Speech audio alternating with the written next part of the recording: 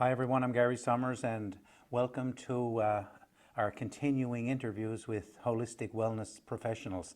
I have another interesting guest today, and before we actually get into it, I'd like to talk a little bit about Tiffany Ludwicki, who is a naturotherapist with a background in health coaching, various breathing techniques, and essential oils.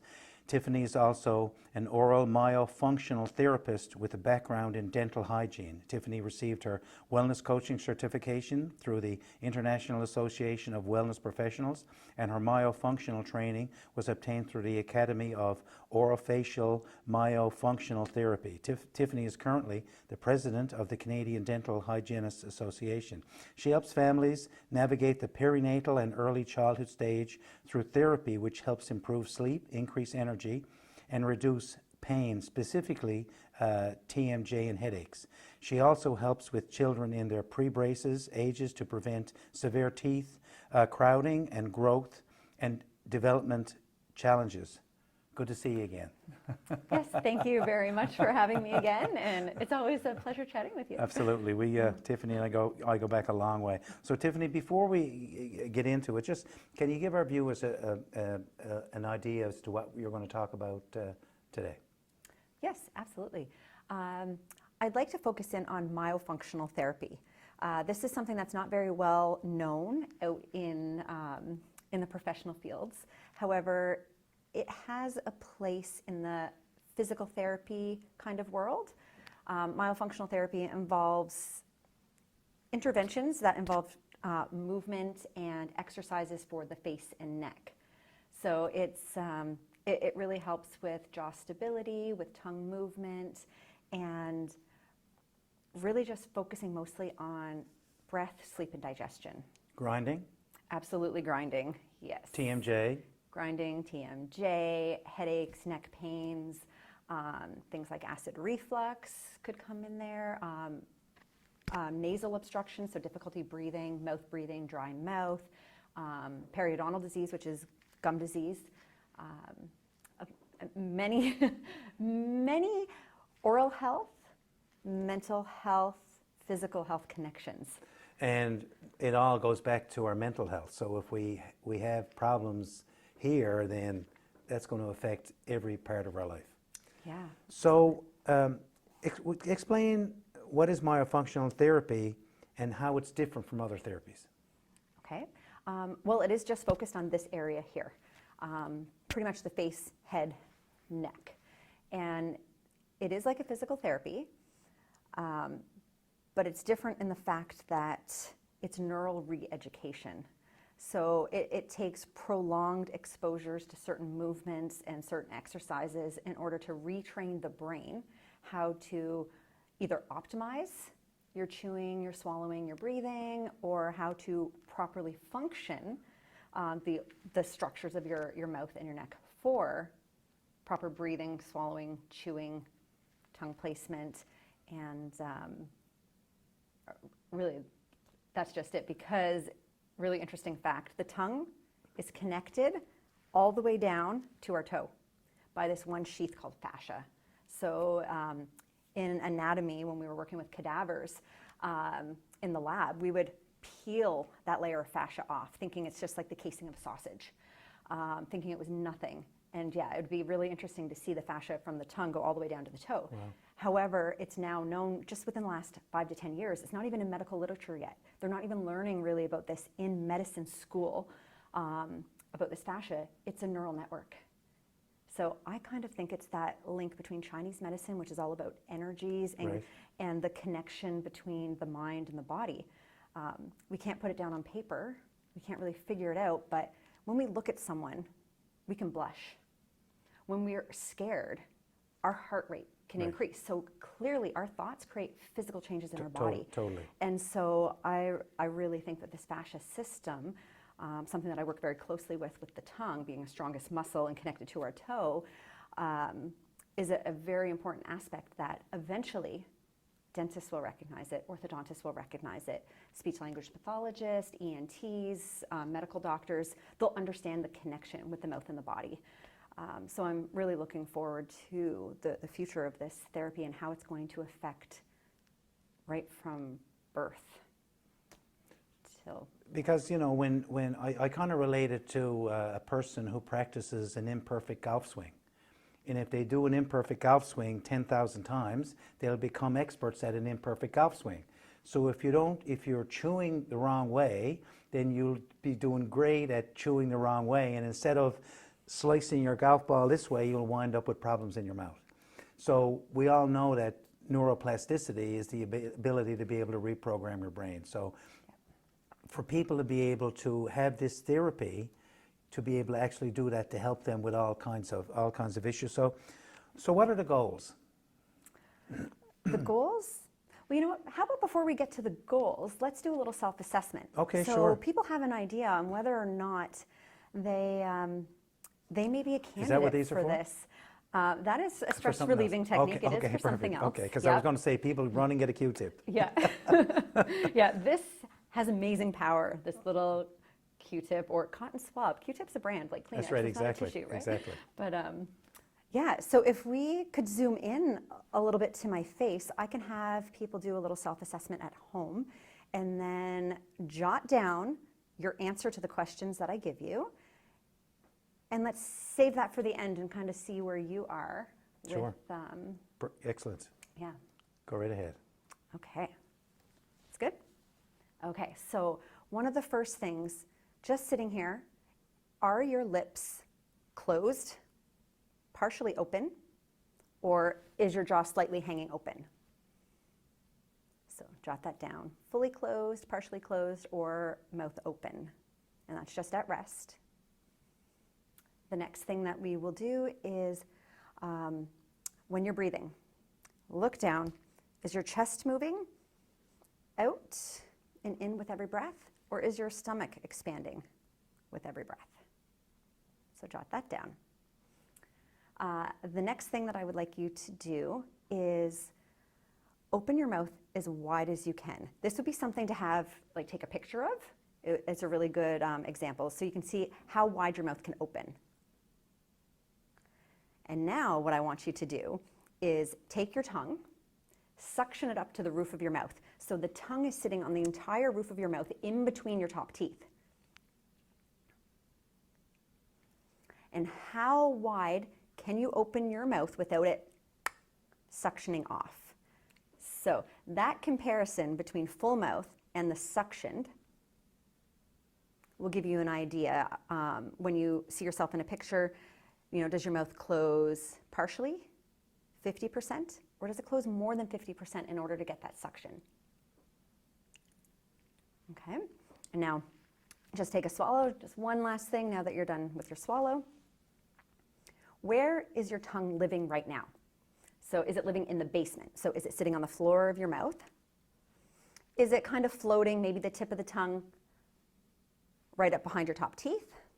Or is your tongue fully up on the roof of your mouth, like that example that I just gave you? Is it suctioned all the way to the top? So write that down, if it's basement, floating, or if it's on the ceiling.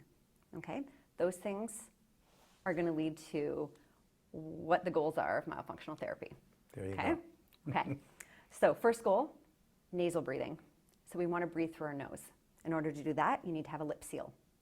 So that's why I was curious, you know, how is your breath? For one, stomach or chest breathing. So is it shallow or is it deep? Lets us know what type of oxygen you're getting. The oxygen that's making it to your brain, that's making it to the cells. The quality of the oxygen that you're getting. If you're breathing through your mouth, you're not filtering that air. You're exposing your body to all of the pathogens in the air versus the nose. So belly breathing is better. Yes. Yeah. The shallower you are, you tend to breathe in 100% oxygen, you breathe out 50%. The deeper you get 75 to 85. You never fully get 100% because there's always that floating in the mouth. So you can get up to 85% more. So like when you tend to be anxious, you know, you're breathing fast and you're breathing through your chest mostly. Shallow breathe. Yeah, so you're breathing out more and more oxygen. You're depriving your cells of oxygen. You're depriving your brain of oxygen. When we deprive our brain of oxygen over time, of course, you're going to have, you know, more mental health challenges, depression, more anxiety, brain fog, and long-term, like higher risk for Alzheimer's. Okay. And, yeah. So breathing. So we want to breathe through our nose. It also, breathing through your nose, you create nitric oxide. You create a chemical in your nose which actually dilates your blood vessels. So it actually allows more oxygen to get into your body just by breathing through your nose. So you can breathe less to get more oxygen. So that's those goals, lip seal. And then tongue position and tongue movement. So the tongue position, we actually want our tongue up on the roof of our mouth. We want it up there, as much of the tongue touching the palate. So that's why I wanted you to test, where is your tongue living? The goal is to train it to go there at all times, day and night. When we can build up enough strength, it prevents the tongue from falling into the back of our throat, leading to sleep apnea type issues, limited air overnight, waking in the middle of the night to go to the bathroom, increased stress, you never fully feel awake. So the tongue position is one of the goals. And then lastly, the tongue movement. And by having the tongue rest in a certain position, you actually create a wave. So you create equal pressure touching the vagus nerve, so rest and digest. And so you're actually allowing your body to digest properly. You're putting yourself in relaxation mode, so you're building up more saliva, you're digesting your food in your mouth more, and then when you swallow equally, you're not putting improper forces on your teeth. So if you think about kids who need braces, it's not that their teeth are too big for the mouth, there's too many teeth. It's the fact that they never had the tongue up, the growth, to grow a wide forward jaw to have space for all those teeth.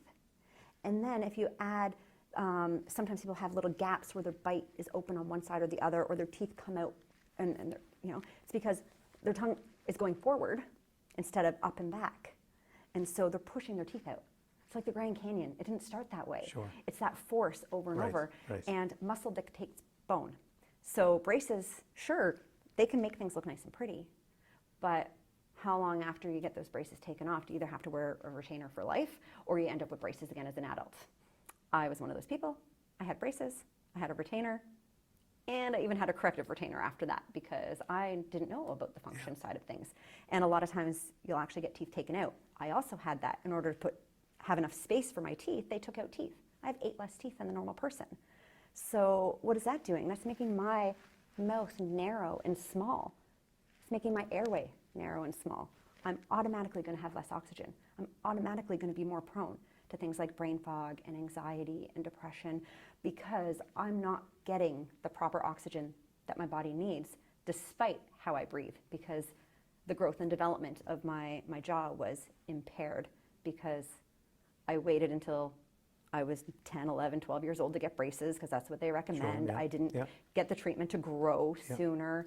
And yeah, so me for an adult now, I've improved many aspects of that, but there's a lot more that I could do. But I've already, it's at that place where I'm like, I'm a B+. I'm good. Okay, I don't need to you're go on happy the with whole. that. Exactly. So, so yeah, intervention at a very young age is super important. And the myofunctional therapy that I offer is for, well, it's for everyone from the age of 4 and above. But if you get the treatment when you're... So as young as 4? Absolutely. When your child's baby teeth are crowded, you need to see a myofunctional therapist.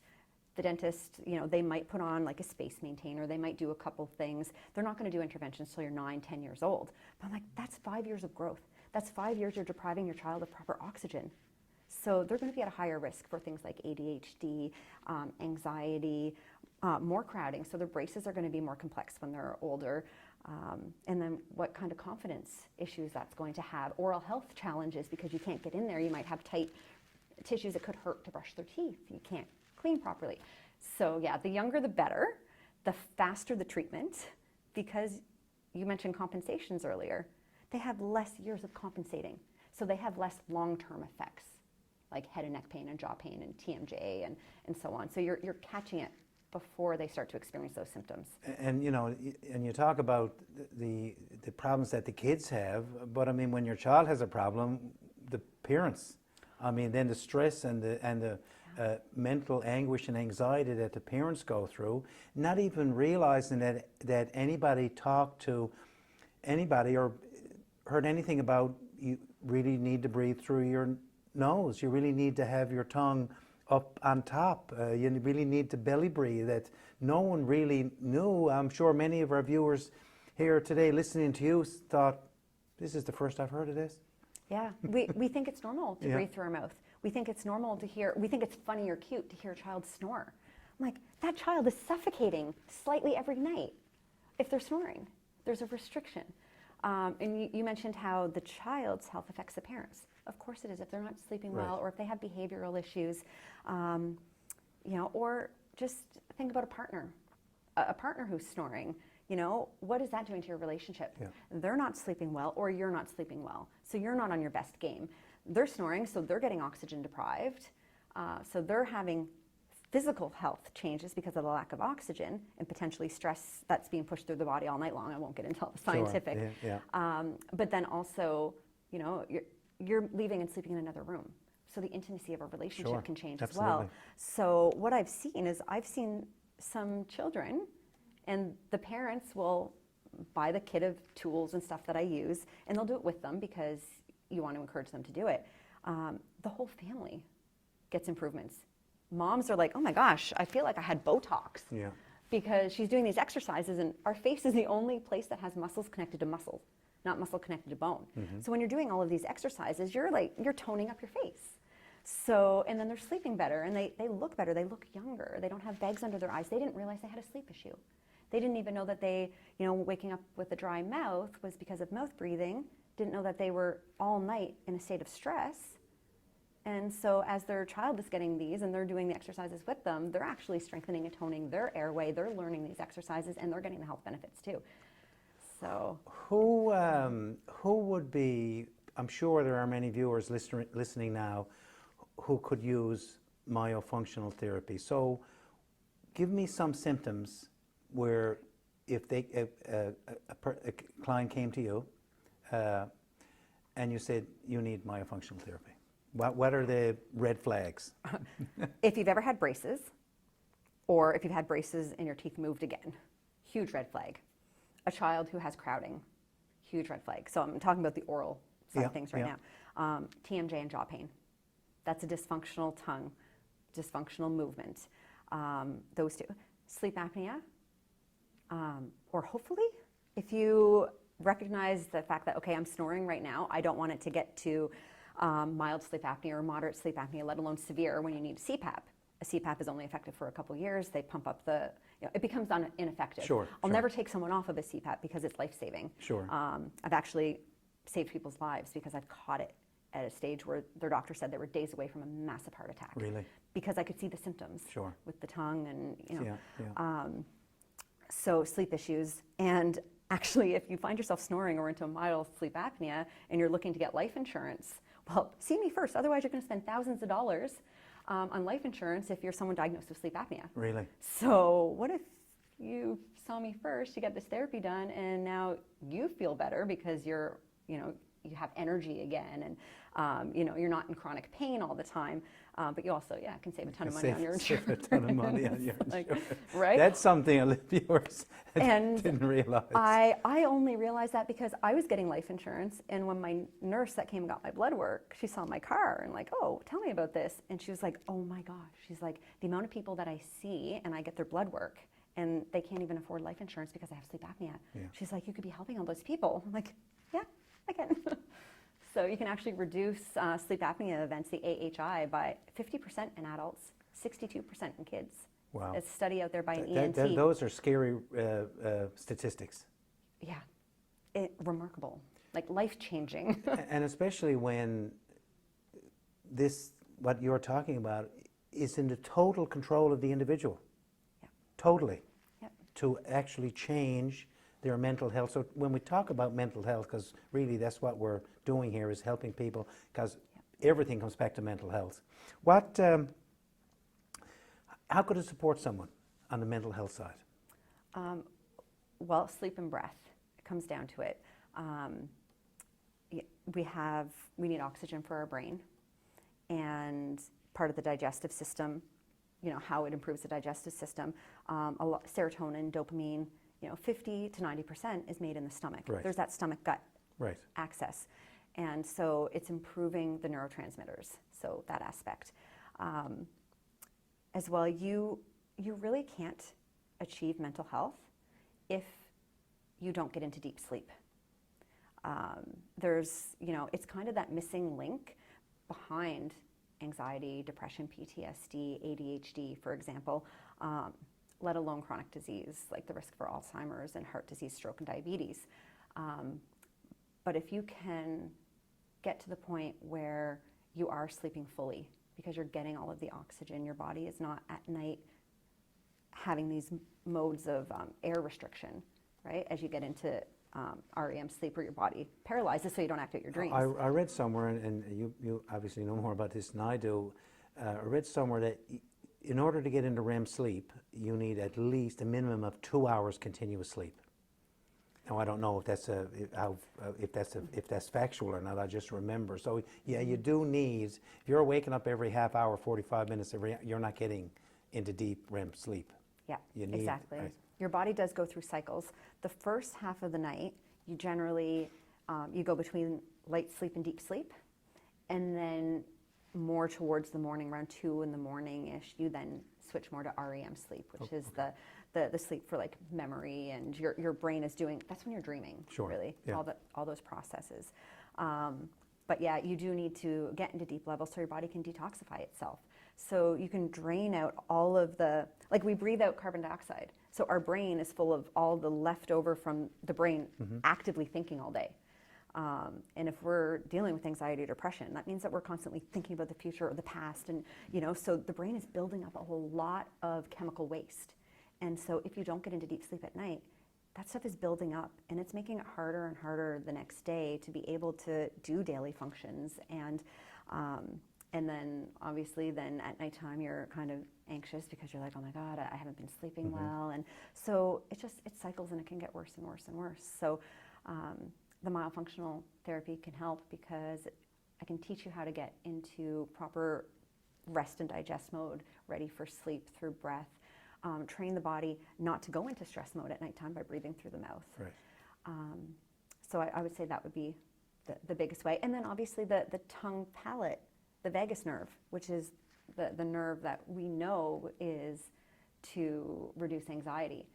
The tongue touches that area with every single swallow if you're not tongue-tied or if you are properly swallowing. Before we finish, I'm really interested to find out about what you're going to do with this Q-tip. Okay. And we'll finish off with this, and then I'll get you to leave our listeners, our viewers, with some advice that they can use right away. Okay. I got a good idea. I know what you're going to say, but... Okay, well, we'll start with the Q-tip then. Yeah. Okay. Pause if you're viewing, and go get a Q-tip, and you can do this along with us. Yeah. If you're somebody who clenches, grinds their teeth, they wake up in the morning with headaches, you just find yourself, even during the day, you're just like, you're so focused on something, you're clenching, you might break teeth, you might have been diagnosed, or not diagnosed, but prescribed a bite plane. This would be a great exercise for them. I've used this with clients who thought they needed root canals. Within 3 days, they contacted me. They no longer needed a root canal, and they were going to pay Sure. $2,000 to get a root canal. Yeah. It wasn't a nerve issue, it was stress, and Wow. this can help reduce the stress. Same thing with someone who got a filling and it never settled down and all this, and I'm like, you know what, I actually think that there's something else there. So what I want you to do is take your tongue, stick it up to the roof of your mouth. You're going to bite down on this Q-tip and then close your lips. Okay, so your tongue is up, you're biting on the Q-tip, you're closing your lips, and you're simply going to breathe as quiet as possible in and out through your nose.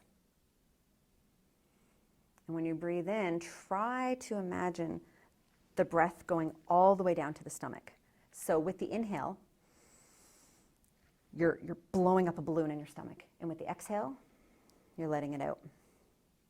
Okay, and all you need to do is 1 minute when you're feeling stressed out or you're clenching at work or you're focused or before you go to bed, 1 minute. If you can continue to breathe through your nose for 3 minutes, you're going to get exponentially more benefits. How hard do you bite down? Just lightly? You're just holding it in your mouth. Okay. Yeah, yeah. I was trying to break it. No, no. I'll tell you why you're putting this in your mouth. But I will say also, if you can make it to 5 minutes, especially before bed, you can really get into metabolic benefits. So a lot of times, like a lot of people are dealing with metabolic syndrome, like disorders, poor blood sugar regulation, hormones. Well, this actually puts you into parasympathetic mode, which can activate relaxation. You can almost feel a little lightheadedness.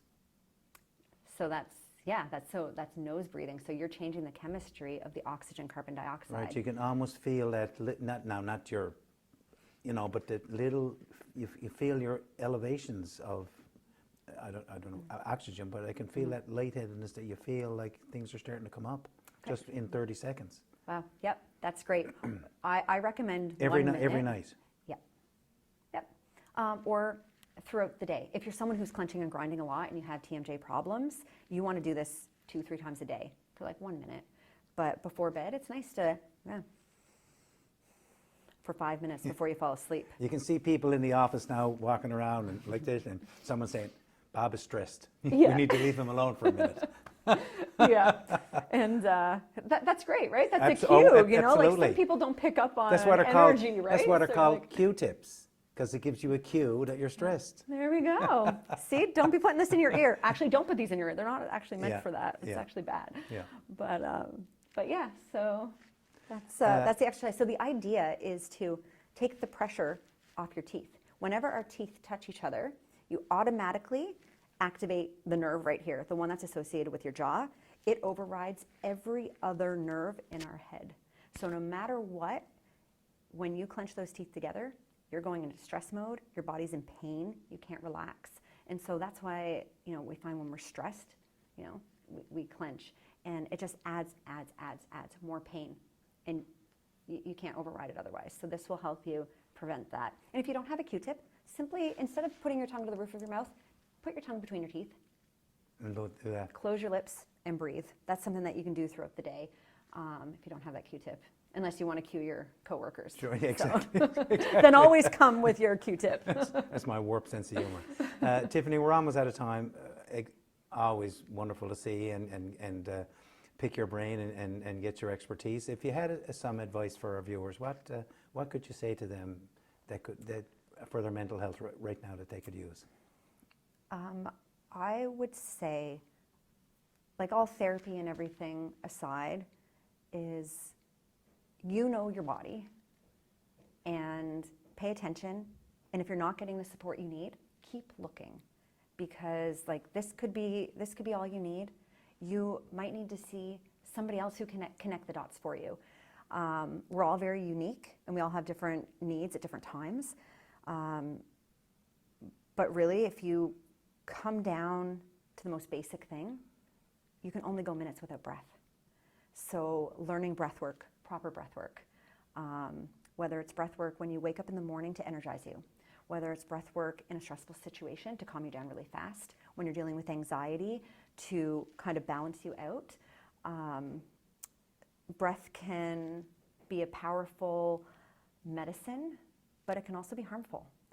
So find someone that can work with breath. And part of a unique thing about myself and myofunctional therapy that, well, there's no one else in Newfoundland doing it right now, for one, but when it comes, there's no one else that has the background in the breath work as well and the health coaching. So, sure. You might fit into this category where you absolutely need myofunctional therapy, but you might need other things too. Sure. And so having the resources to be able to know who to send you to when, whether you just need an osteopath or if you need, Sure. you need some other modality. But the thing is, you're not alone. We're all suffering with this stuff. And the easiest thing that we can pull out of our pocket is learn how to breathe properly for your situation. I think, and I'll leave on this thought, and you brought up a point, is to keep looking, because I truly believe that there is an answer to every single problem. And what we don't want people to do is to give up. And that's when you become hopeless. Right now, if you don't know the answer, just look at it as you're helpless. But if you, so you don't want that helplessness to turn into hopelessness, because that's when you basically give up. And if we really truly believe, and I do, what Tiffany is saying is keep looking, because there is an answer. There is an answer to every single problem out there, as long as you keep looking. And if you look long enough and hard enough, you will eventually find someone. And even on this site, there are enough people on this site that can help you with any problem that you may have. Thank you. Can I add one thing to that? Absolutely. Is when we're born, we cry. We don't understand we're hungry. We just have a feeling and we cry and we're given food, or we cry and we're given love. And, you know, so we have this external way of getting pleasure. But there's also the inside, the internal, right? And so, yeah, we could reach for ice cream, or we can reach for drugs, or, you know, these external things to make us feel better. But like, we have our breath within us, and we have our eyesight within us, and that is another connection. But by learning that breath and learning ways to use your eyes as well, you're healing from inside. Mm-hmm. And those modalities are out there to help you, because we might not be able to afford this therapy or that therapy or those, sure, you know, things, but breath is free.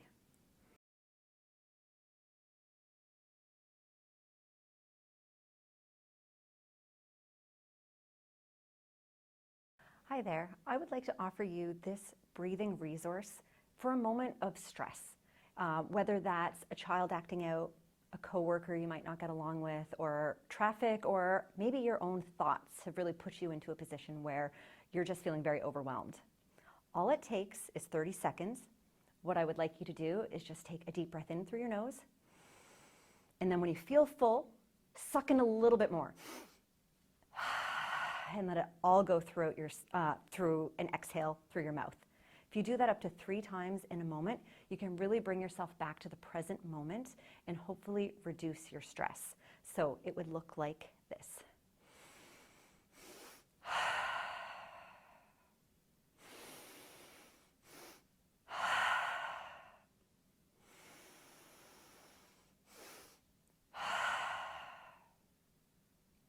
Enjoy.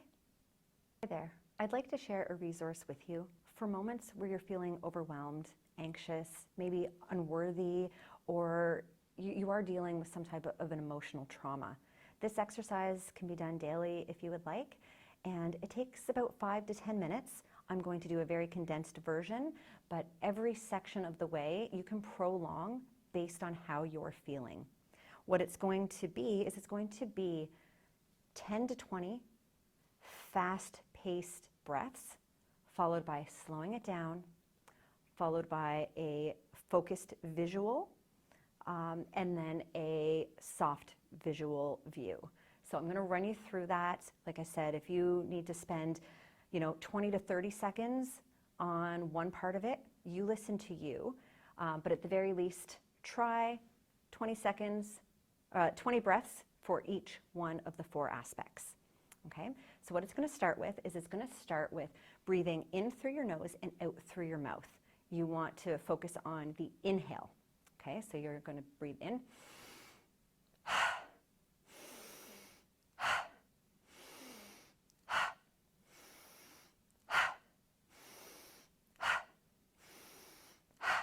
You can continue this for up to 30 breaths.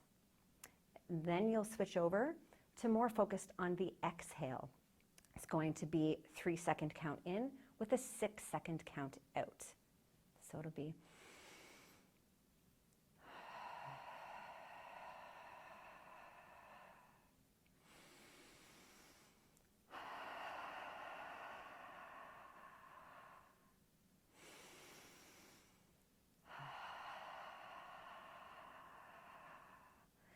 Now, if you feel like you need to spend more time on this section, you're bringing yourself from a stress breathing on the first part more to a relaxed breath on this part. So you can spend up to 30 repetitions doing that slow pace. And when you're done and you're ready to move on, I'm going to get you to focus on something in your room.